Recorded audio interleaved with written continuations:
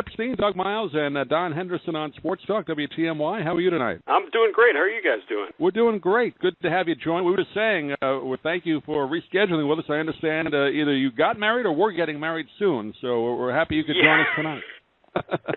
Yeah, sorry about that, guys. I got married 2 weeks ago, so that's a legitimate excuse. It's the only one we allow. Yeah, I was a little addle-brained as a result, but I'm back on terra firma now. Let me tell you, that takes precedent over almost anything. So we can let you go on that one. At 50 years from now, we'll talk to you again and see your 50th anniversary, how it all went. Right on.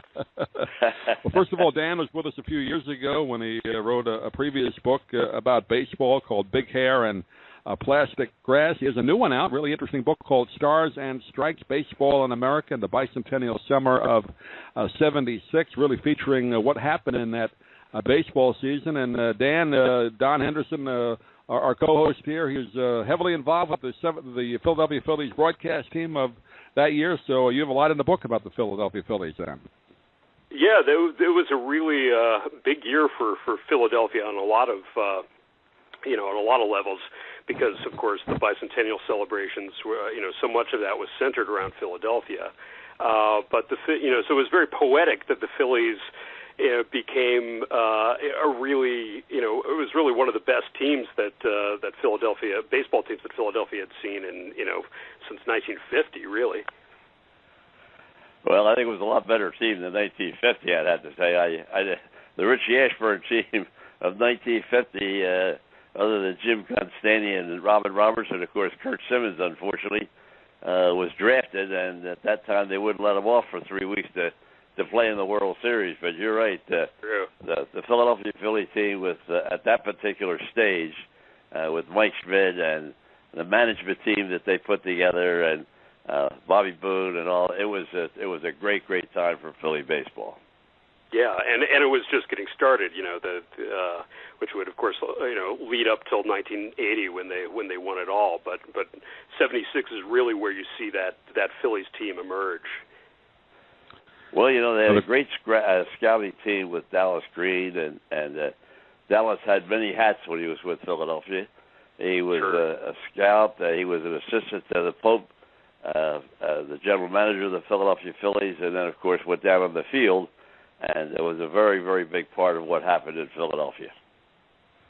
Yeah, very, and it was such an exciting team in that kind of classic mid-late 70s sense, where you got you had the guys who could hit for power and could pitch, but so much of it was built around speed and fielding and line drive hitting, all of which was kind of perfect for playing on the AstroTurf of Veterans Stadium. Get some great characters you talk about in the book. We'll talk about some of the teams as well, but names that really emerged in 76. Of course, a lot of people talk about. Remember Mark the Bird Fidrich, a great character there, and really was such a bright light, but kind of burned out so quickly like a comet would. He really only had about 1 or 2 good years, and then that was the end of his career, right? Wasn't it? Yeah, I mean, 1976 was the only complete season that the Bird pitched. I believe he started 29 games that season and only started 27 over the rest of his career. He never, he injured himself in spring training of 77 and, never really came back from it. But in 76, he could do no wrong. I mean, he wound up, essentially coming out from nowhere to start the All-Star game for the American League and won Rookie of the Year as pitching for the Tigers, who were not a very good team, and probably could have won the Cy Young if he'd started a month earlier. And a lot of little idiosyncrasies that he brought to the mound with him that really identified him. Of course, there have been a number of pitchers that did individual things, but he was one of the ones that really always had a little gimmick going. Oh yeah, I mean he was talking to the ball out there. He was dropping to his knees to smooth out the cleat marks in the mound. He was running over to congratulate his fielders after they made a good play. He was just so enthusiastic. I mean, watching him was like watching a big kid out there. Like he was just so excited to be there, and he was making rookie minimum at a time when everybody's gearing up for the onslaught of free agency, and all these players are playing out their contracts, and people just really warmed to him, and he really transcended baseball that year. Like by the end of the season, he was practically a rock star. Well, he really was a farm boy. I mean, he wasn't the guy that came from the big city and wound up in Detroit and had a little savoir-faire to carry it on. He was a farmer. Oh yeah, from Worcester, Mass, and that's what he went back to after his playing days were over. It's kind of sad. He died a year or two ago, right? I don't know if he was ill or just natural causes, but died. No, it was actually 2009, I think. And, that long ago? Yeah, and it was actually an accident while fixing fixing his pickup truck or his tractor on his farm. And so I remember it was a very tragic way for him to go. And but people, it's if you weren't there to just see what a phenomenon he was, it's kind of hard to imagine. I don't think, with the possible exception of Fernando Valenzuela, I don't think any player has showed up in his rookie year and just captivated the country in the way that Fidrych did. Yeah, the Monday Night Baseball, ABC had the package then, and you talk about it in the book, but I remember watching some of those games. They put the Tigers on when he pitched. Like you said, the Tigers were not that great then, but he was the attraction, and ratings were still pretty good for baseball back then. They'd get 20, 25 million people watching those games. Yeah, absolutely, and it's funny because Monday Night Baseball and Game of the Week were pretty much it, unless you had a team like the Braves who showed most of their games on a local affiliate. It wasn't like today where we all have the cable packages and can dial up any game we want to watch. So at that point when Fidrych in late June '76, when Fidrych faced the Yankees on Monday Night Baseball, that was the first time that most of America had actually seen him. And that was really, that was the moment where it just, he just kind of exploded into supernova. Well, you're certainly right about the television because Ted Turner was way ahead of his time, obviously, with TNT and the Braves, and they became pretty much almost like the Dallas Cowboys for a period of time. They were a national team because you could see so many of their games. And the Chicago Cubs on WGN, I think more so than the White Sox. The White Sox are on there, but I think the Cubs also, although they never really benefited by being a good team, but they had a lot of games on television. It's true, and a lot of people forget that '76 is where Turner came into the game, and I write about that in Stars and Strikes as well. It's like that's when he took over the Braves, and he was such a visionary. He realized that.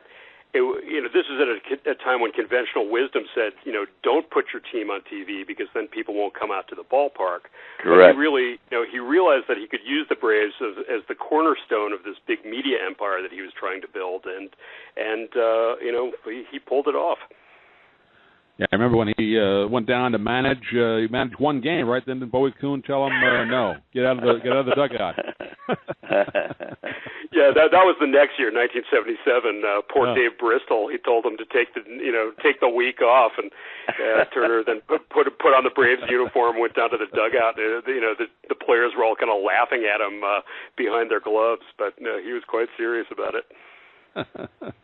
It was interesting last night looking at and listening to the players nominated for the All-Star game this year. And for years and years and years, it was always all the power in the American League and over the National League and how much better they were for such a long period of time. And right now, it looks like the National League has the genuine stars in the pitching area, and the American League is back as a power team again. Yeah, definitely. And so, in the mid-'70s, 1976, the National League just crushed the American League in that All-Star game and really just dominated those matchups in the '70s. Yeah, you talk about the All-Star game. Again, ratings for that back then, and I mean, that was a huge night of baseball. I guess it still does okay, but a fraction of what it did back in the 70s and before that, where, like you said, you never saw these players unless they were on your game of the week or maybe played your hometown team, but you rarely saw the stars of the game, particularly all together like that. Yeah, I mean, I remember as a kid watching the 76 All-Star game specifically, and just like marveling at like, wow, there's Cesar Cedeno. It's like I never saw Cesar Cedeno on my TV, and much less, you got to see all the uniforms together, which in the 70s was quite a blinding experience to get all those different shades of polyester together on the same diamond. Well, it's interesting. Phil Mushnick and obviously Doug and I have him on the show. We talk to him periodically. He's so much against the fact that all these games are now so late at night that they're having a very, very tough time, I think, building a young audience. The young audience have gone to the X Games and to everything else, and it's very, very difficult now to bring the young kids into being really fervent baseball fans as we were younger. Yeah, I definitely think that's the case. I think, and again, we see this in 1976 where that's the first Sunday night World Series game. Where the World Series up until the 70s had been played entirely during the day, and then the early 70s they started having night games, and then traditionally it had always been Sunday afternoon, but Bowie Kuhn insisted that they do it that night because of it's like they didn't want to go up against football, which was on Sunday afternoon, and you really just see baseball's just keeps chasing the ratings over the next several decades, and that's why you get the nighttime program. But it's sort of like going for the instant payoff versus the long term. In the long term, it would be the kids who get to watch the games at home and watch the full thing before they go to bed, and then become lifelong fans like you guys or I am. Yeah, because we followed the games and followed them on radio and followed them in the daytime with daytime TV, and that just isn't going to happen anymore. The kids are going to have to stay up pretty late if they want to watch the games, and the games are so long that it's almost impossible to even have the adults who have to go to work the next day stay through 9 innings. Yeah, no, totally. I mean, I'm lucky. I live on the West Coast, so I can watch all the the games to the bitter end. But I know a lot of my friends out east don't always have that luxury. Don with Dan Epstein. The name of the book is Stars and Strikes. Sorry, Don, go ahead. No, that's all. I was just going to say, what was your favorite story out of the entire book of the 76 teams? Well, I grew up a Tigers fan, so obviously Mark Fidrich, who we've talked about, was the number one. But there's so many different interesting stories running through the 76 season, and one of the ones that's really fascinating to me is the way that the Oakland A's, who really were like, as great as the Big Red Machine was, I really feel like the Oakland A's were the one true dynasty of 70s baseball. And 76 is a year where, the reserve clause has been revoked, and Charlie Finley is desperately trying to deal off his players to get some kind of return before they all walk at the end of the season as free agents. And yet, and there's a point where he tries to sell Raleigh Fingers and Joe Rudy to the Red Sox, and he tries to sell Vita Blue to the Yankees, and both deals are nullified by the commissioner, and so he makes the players sit out of protest for 2 weeks, and even with all that, and trading Reggie Jackson to the Orioles at the beginning of the season, which most people don't remember that Reggie actually played in Baltimore for a year. Even with all that, the A's still almost won their 6th straight American League West title. It came down to the end of the season against the Kansas City Royals, and that was the last gasp. But it just shows you what an incredible team Charlie Finley built before he destroyed it. No question about it, and it was his third city. They were really the Philadelphia Athletics, and then they went to Kansas City, and then went out. So by the time they got to the third city, they got all the talent. Right. Well, you talk about 1976. I grew up in New York. That was the year the Yankees finally got back to the World Series. The Zoo started, the Bronx Zoo, Billy Martin, and all the histrionics there. Of course, kind of ending up with that great Chris Chambliss home run. You mentioned the Kansas City Royals winning the division in the West, and that was a nutty time if you're a Yankee fan. I don't know if you felt that out as a Detroit fan, but it was pretty crazy. Oh, well, actually, the first Major League game I ever went to was May '76, Yankees-Tigers at Tiger Stadium, and I saw Thurman Munson hit a home run, so I was pretty into that. And so, yeah, I followed the Yankees, and my dad was from New York, so I definitely got the sense that New York, the Yankees being back in the thick of things, was a big deal. It was, that they'd been kind of in the wilderness for over a decade. They hadn't been to the postseason since '64. And so for them to come back at this time, especially when the whole country was writing off, Manhattan as this, New York City in general as this kind of rat-infested hellhole that was about to sink into the Hudson at any moment. And, so for the Yankees to kind of come back, like there was something that felt very historic about it, even if you weren't specifically a Yankees fan. Well, there are a lot of great stories about Detroit. I was a Detroit fan as well, and from the periphery and watching them. And I'll never forget watching Larry. What was his name? She's went out of my mind now.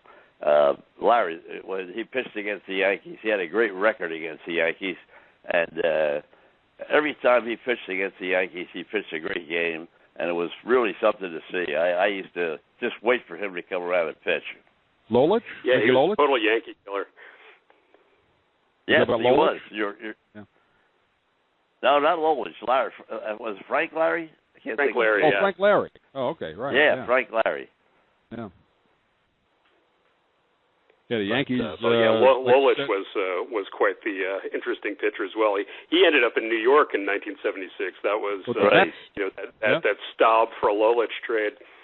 Yeah, with the Mets and Rusty Staub, who had a great career. One of the really best hitters of all time. Kind of gets forgotten how good a hitter he was. I think he had something like 2,600 hits in his career, but also a good cook apparently. Yes, opened a few restaurants. Got a great restaurant, I'll tell you that. Going back to that '76 Philly team that you were talking about, and the Secretary of Defense with Gary Maddox, and he got that label, and of course, when you look at that team as a whole, Lazinski out there in left field, and he'd be sort of shoveled around and try to get him out as a defensive replacement, but. I mean, when you have the players that they had at first base, third base, second base, Dave Cash, Larry Bowa, I can't believe that Larry Bowa didn't even make a second ballot on the All-Star, on the Hall of Fame team. I'm not saying he's a Hall of Fame player, but I want to tell you, there weren't very many shortstops in that era that played better than Larry Bowa did. Oh yeah, no, I mean him and Concepcion for the Reds. Like those guys pretty much pioneered the art of playing shortstop on artificial turf. Nobody did it better than those guys did until Ozzie Smith came along later. But they were the first guys to really figure out how to do that. And they were the first guys to start to bounce the ball over to first base rather than try to throw it all the way through. Exactly. That they bounced the ball, like 5 yards in front of first base. It was an easy play for the first baseman to pick the ball up, but it really was a quicker throw than trying to throw it all the way through. Yeah, absolutely. It's like what was Jim Katz's crack about playing at the Houston Astrodome was like playing inside a pinball machine.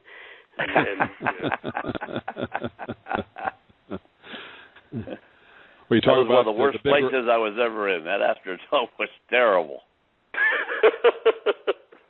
I thought it was pretty cool when I was a kid. I went there once with my grandparents, and they had that giant light up scoreboard, with all the kind of animated features and stuff, which seemed pretty state of the art in the mid '70s, but by now, in retrospect, is pretty pathetic.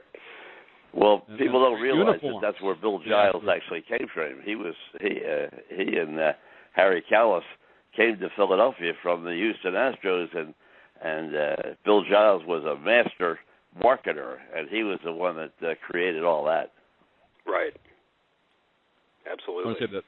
The uniforms the Astros won. You mentioned it before. The Pops. They wore them down here recently at a Rays had a throwback night, and they wore the red, orange, and whatever the yellow Popsicle uniforms again. That was prevalent in the 70s. Those top uniforms. I saw that. I was very happy to see it. You know, like the Astros and the late 70s Pirates and and the San Diego Padres, they all kind of like walked that line of hideousness / awesomeness. It was so of its era that it was cool, and you know, I mean, what a lot of people forget is that before the 1970s, most Americans didn't have color television. And the 70s is when you start seeing the sales of color TVs get higher than the sales of black and white TVs. And Charlie Finley, again, was one of the first people to understand that, you know, people would want to see, you know, if they're watching baseball on a color television, they want to see some color. And so he came out with the really kind of bright green and yellow and white combinations for the A's, and a lot of other teams started following suit. Even on the road teams, you know, like the Phillies, they had those road powder blues, and a lot of the other teams of the time followed suit with that. Talking with Dan Epstein as we wrap up, Dan, you mentioned the Big Red Machine. Of course, they kind of culminated there. Mini dynasty, if you want to call it that, 2 World Series in a row, beating the Yankees 4 straight that year. But they were in it so many times leading up to 75. Really, we're almost like the Buffalo Bills at one point, getting there but not getting it done. But they capped it off with, of course, the 75 series and then sweeping the Yankees. And what a loaded team that Reds team was. I mean, you had Joe Morgan, who won the National League MVP in 75 and 76. You had Johnny Bench, you had Pete Rose, you had Ken Griffey Sr., who almost won the batting championship in 1976. Tony Perez at first, Dave Concepcion, who we were talking about, at short, and in left, you had George Foster, who was really, in 1976, was really coming into his own as a slugger. And then in center, you know, people just got to forget about Cesar Geronimo, who was one of the best fielding center fielders of his era.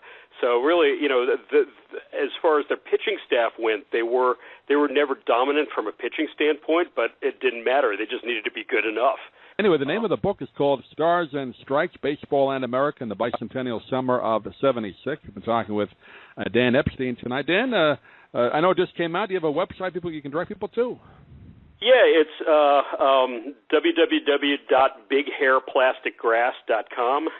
And then if they want to follow me on Twitter, it's Big Hair Plasgrass, PLASGRAS.